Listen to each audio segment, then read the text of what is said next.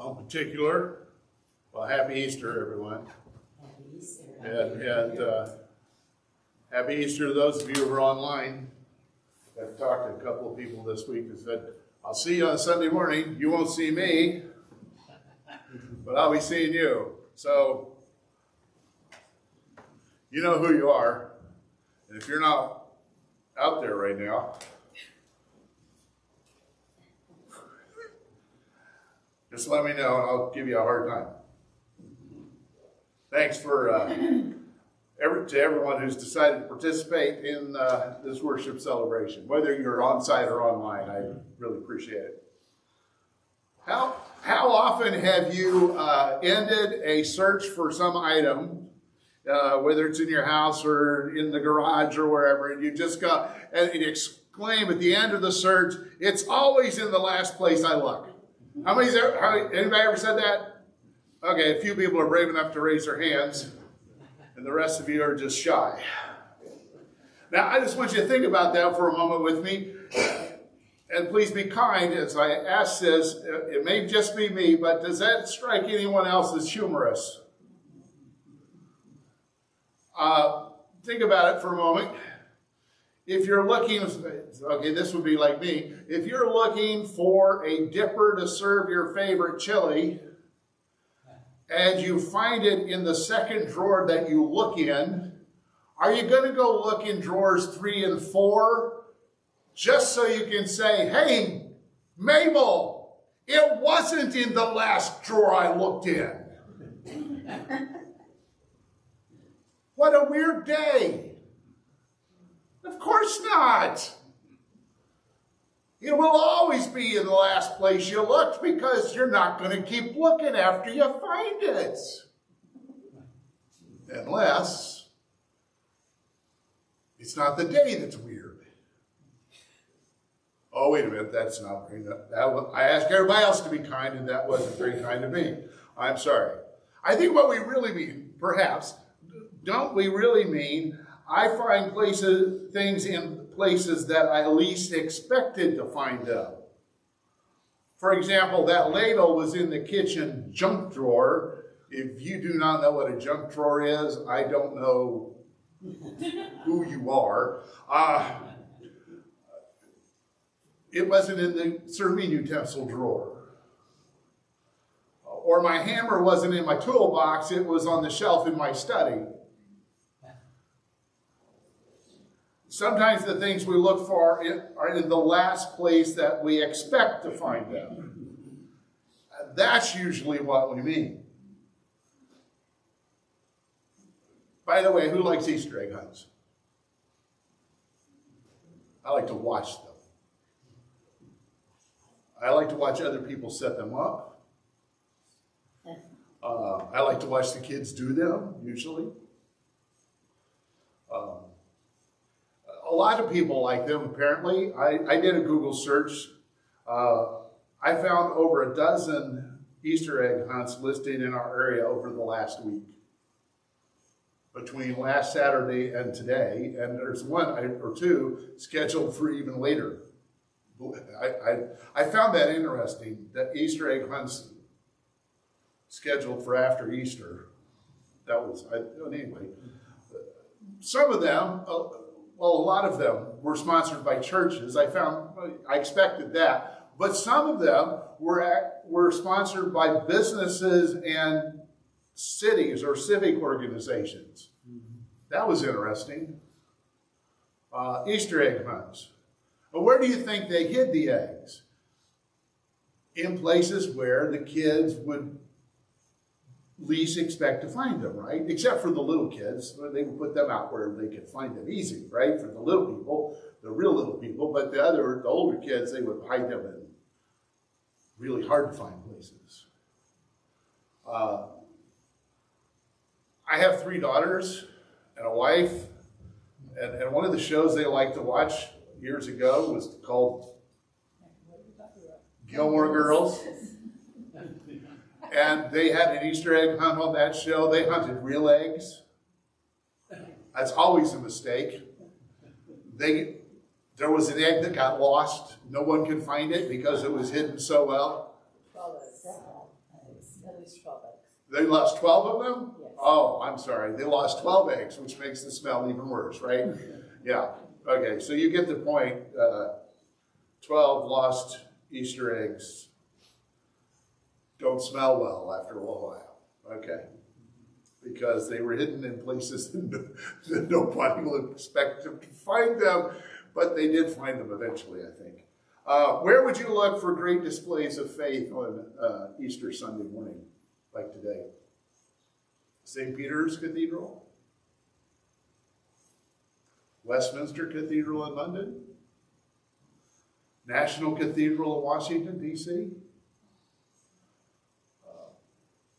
Other beautiful church buildings, soaring with arches and echoing choirs, and maybe a more modern church building with no lights on, and spotlights and smoke machines and rocking band.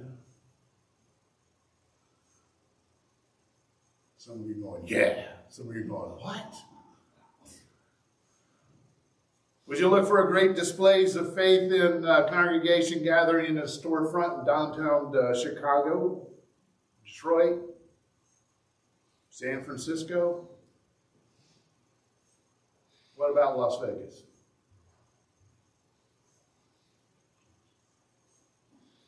Would you expect to find displays of faith with in a tin-roofed lean-to in a small third-world village?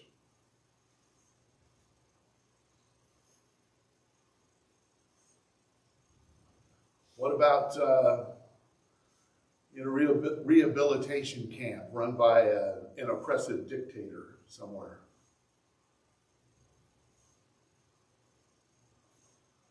What about here with this group of imperfect Jesus followers? Whether you're online or on site, are you expecting to find displays of faith with us? Where do you expect to find faith when all appears to be lost? In a world that's gone chaotic and crazy, where do you expect to find faith? Well, chaos had swamped the lives of Jesus followers in 7 short days 2,000 years ago. Their week began with the magnificent Palm Sunday parade. Shouts of Hosanna and welcome welcome to the Son of David echoed through Jerusalem when Jesus arrived. Everything was wonderful. Their hopes were higher than they had ever been and ever could have imagined them being. The hope filled the atmosphere. Everybody expected the world to change in a moment. Everybody was excited. Well, nearly everybody was excited to see Jesus enter Jerusalem. There were some who were not. There were some who told Jesus to tell people to shut up, and he said, no, that's not going to happen. Even if I did, it wouldn't work. And then things started getting confusing because the first thing Jesus did is he went to the temple and cleaned house. He didn't go to the Roman garrison. He went to the temple and cleaned house. What's that about? I mean, yeah, money changers are cheapskates and cheats, but we all know that, but they're not the problem. It's the Romans. And then he cursed a fig tree. Well, who cares about the fig tree? It's the Romans. They're the problems. And then there's those other Jewish people. Those are really bad people. I mean, there's the sinners, and there's the tax collectors, and then there's those other people that aren't like us, people, and they're the problem. And then it got worse from there because Jesus was constantly arguing with the religious leaders. Every time he turned around, there was a different group arguing with him. And he even got in arguments with his own disciples.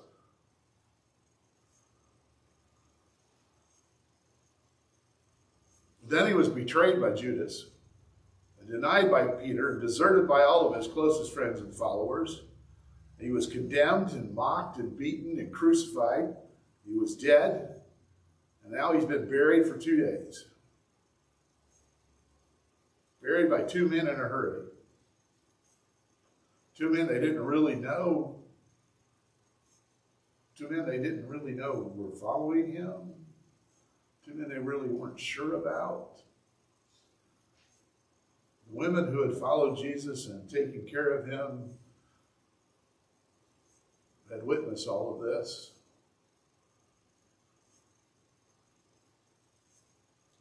And that brings us to Mark chapter 16, verses 1 to 8. We've been looking at Mark's record of Jesus' life and ministry on earth, and this is the culmination. This is where it goes. Mark chapter 16, verse 1. When the Sabbath was over, well, I need to pause here because most of us are Gentiles. Probably all of us. So we need to understand when the Sabbath is over. The Sabbath is over sundown Saturday evening. Sabbath runs from Friday evening at sundown to Saturday evening at sundown. So when the Sabbath was over Saturday evening, Mary Magdalene, Mary the mother of James, in other words, Mary the mother of Jesus, James was his brother, and Salome bought spices so that they might go to anoint Jesus' body. Saturday evening, they found a shop and bought spices.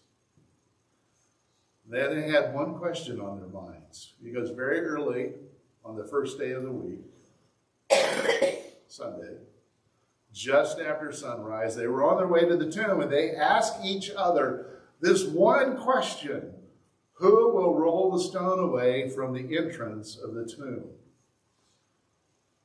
Who will roll the stone away from the entrance of the tomb? Of all the questions they could have been asking, why this one? Notice they're not asking, what if the soldiers don't let us close to Jesus? They witnessed Jesus being placed in the tomb. They witnessed the soldiers being there. They witnessed the tomb being sealed. They knew the guards were there. They weren't asking, what if the soldiers don't let us close? They didn't ask, what if the soldiers hurt us? They're not asking, can we find a tool or something to help us move the stone? They're not asking, how can we move the stone to open the tomb? On the way to the tomb, they ask each other, who will move the stone away from the entrance to the tomb? Devotional writer J.D. Walt observed, this is the essential question. It's the most practical question, and at the same time, it holds profound theological meaning. They knew somehow they would figure it out. They just didn't know yet how. That's kind of how faith works, he says. We know, and we don't know. We don't know who will roll the stone away from the entrance of the tomb. We know we can't do it, but we go anyway. Faith means going without knowing.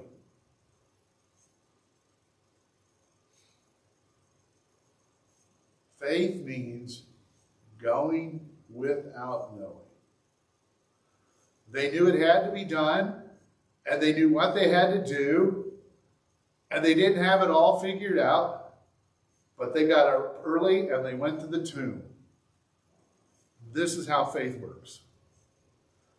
The faith of these women had been utterly crushed at the foot of a cross on Friday afternoon when Jesus died. The ashes of all their hopes were already cold. They had seen Jesus buried. The story had ended badly. worse than anybody had ever imagined. Just days before, they thought everything was wonderful, and now it's dead and buried.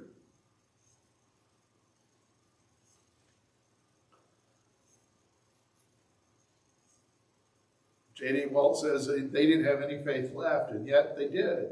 It was the faith to get up early and to do the next thing that had to be done. It was not the supernatural faith to believe that Jesus is going to be raised from the dead. It was the humble faith of love that says, I need to go to the tomb and anoint a dead body.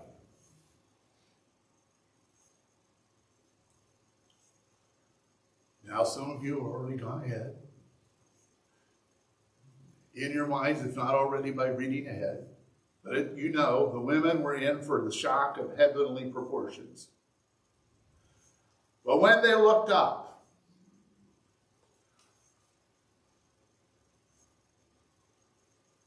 those three little letters and that word, whenever you run into them in the Bible, you know something big is about to happen. But when they looked up, they saw that the stone, which was very large, had been rolled away. Then they received an unexpected message from an unexpected messenger. As they entered the tomb, they saw a young man dressed in a white robe sitting on the right side, and they were alarmed. One, it was a young man they did not know. Who is this guy sitting in Jesus' tomb? And their world, and our world, was changed in an instant, and it's never going to be the same. He said, don't be alarmed. Sure, it's easy for you to say. What are you doing here? Never mind. I read between the lines sometimes. You ought to do that once in a while. Just talk back to the Bible. It's okay. Don't be alarmed. You're looking for Jesus the Nazarene, who was crucified. He is risen. He is not here. See the place where they laid him? But go tell his disciples and Peter, he is going ahead of you into Galilee. There you will see him, just as he told you. Trembling and bewildered, the women went out and fled the tomb. They said nothing to anyone because they were afraid. At least for a little while. Until they couldn't keep it quiet any longer. I had to add that part because, well, they didn't keep it quiet. Where do you expect to find faith when all appears to be lost?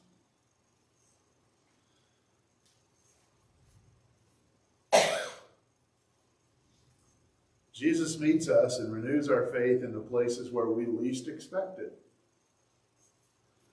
On the first Easter Sunday, you can't find faith in the temple's massive marble halls.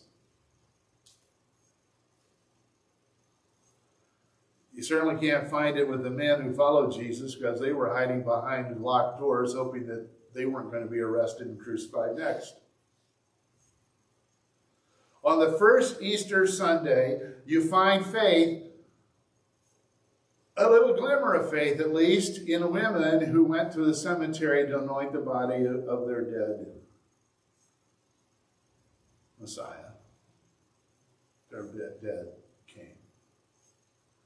This is where God meets us.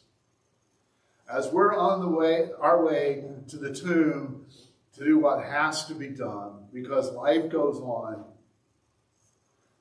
having no idea who will move the stone, take care of that obstacle, this is where it happens. This is the place where the first light of the resurrection dawns in our lives. J.D. Walt puts it this way: this is where it happens, in the place of death, unexpectedly and unannounced, and it upends everything we thought faith was before. This is the beginning, or perhaps the deep renewal of faith in God, in the resurrection of Jesus, in the open-ended and limitless possibilities of the kingdom of God. Not how you thought it would be,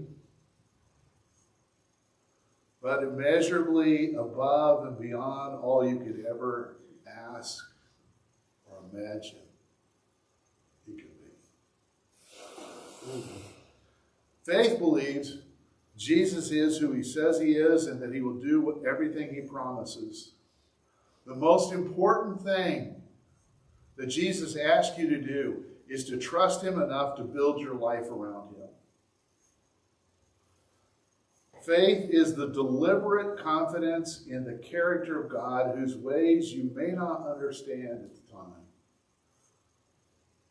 Those are the words of Oswald Chambers, a great devotional writer. Faith is a deliberate confidence in the character of God whose ways you may not understand at the time. Sometimes we get hung up on that. I want to understand it before.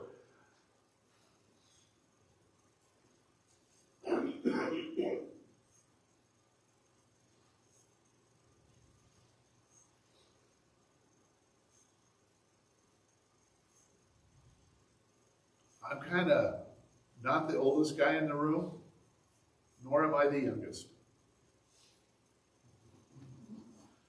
I'm not saying I'm middle-aged, but I'm not the oldest and I'm not the youngest. But this is what I've observed, folks. If you're going to wait until you can understand everybody, you're never going to trust anybody. Think about that for a minute.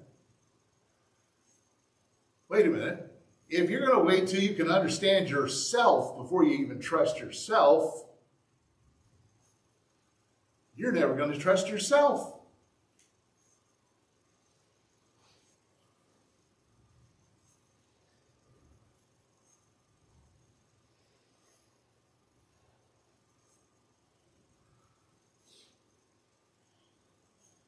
Somewhere along the line, we have to start trusting even when we don't understand.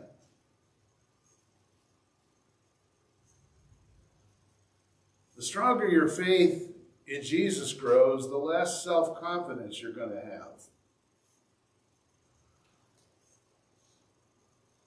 But don't be afraid. Don't be alarmed. Because God confidence defines faith. Jesus confidence defines faith.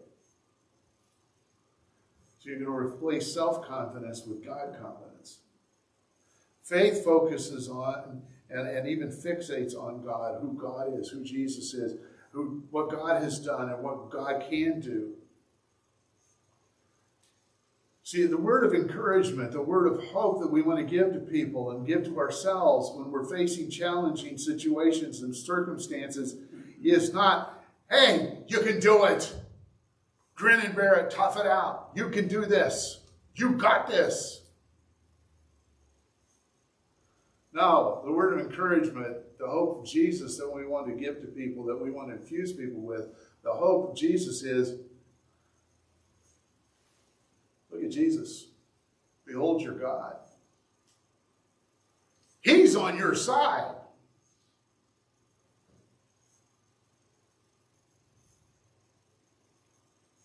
What else do you need?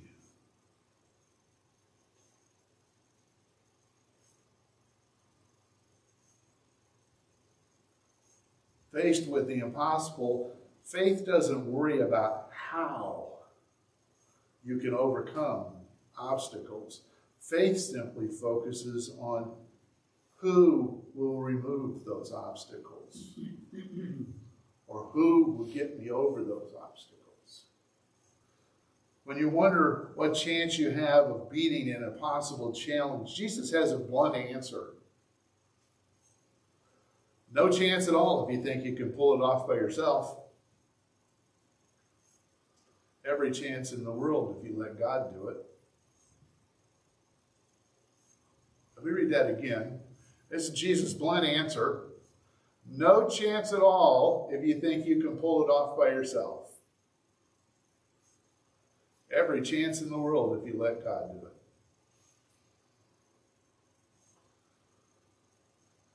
So I like to sum things up in a sermon in a sentence to make it simple, hopefully make it easy for us to remember, at least past the parking lot.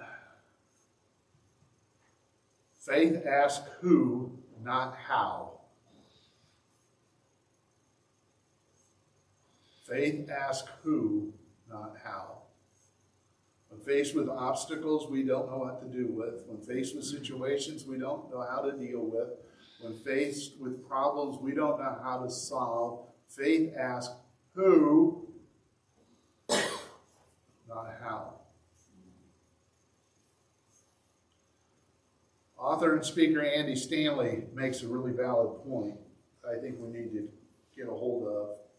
When things are going well, it doesn't require a lot of faith to trust God. But when life gets messy and chaotic, is your faith leading you to depend on God, or do you put your trust in something else? When life gets messy, does your faith lead you to depend on God, or do you put your faith in something else?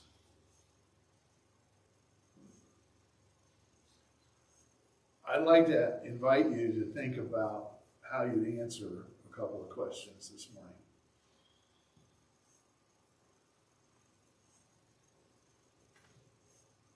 It's a little different than what I normally do, but change is not bad. It's just different. So the first question is, whether it was while I was speaking, or in spite of what I was saying, or while we were singing, or during one of the scripture readings, or something else, what did Jesus say to you? Now somebody might be asking, well, how will I know? How will I know if Jesus said something to me? That's a great question. This is a good way to figure it. Maybe. I would say pay attention to any God confidence building ideas that came to mind this morning.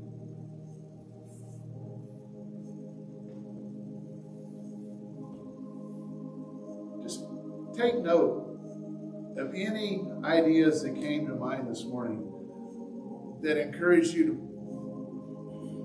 put more confidence in God and less confidence in anything else. So that's the first question I want to encourage you to take a moment to think about. What did you hear from Jesus? And then the second question is, what are you going to do with what you heard? What are you going to do with what you heard? Now, somebody might be thinking, what can I do if I'm not sure what to do with what I think I heard Jesus say?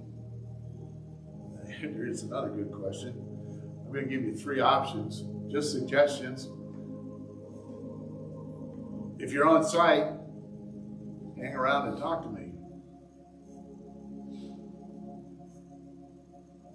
That's one option. If you're online, you can click on the message button on the Facebook page and send a message, and I'll answer you as soon as I can. Or option number 3, if you'd rather talk to another follower of Jesus, please feel free to do that. So there's 3 possibilities. But the 2 questions I want you to take a few moments to think about are, what did you hear from Jesus? And what are you going to do with what you just heard?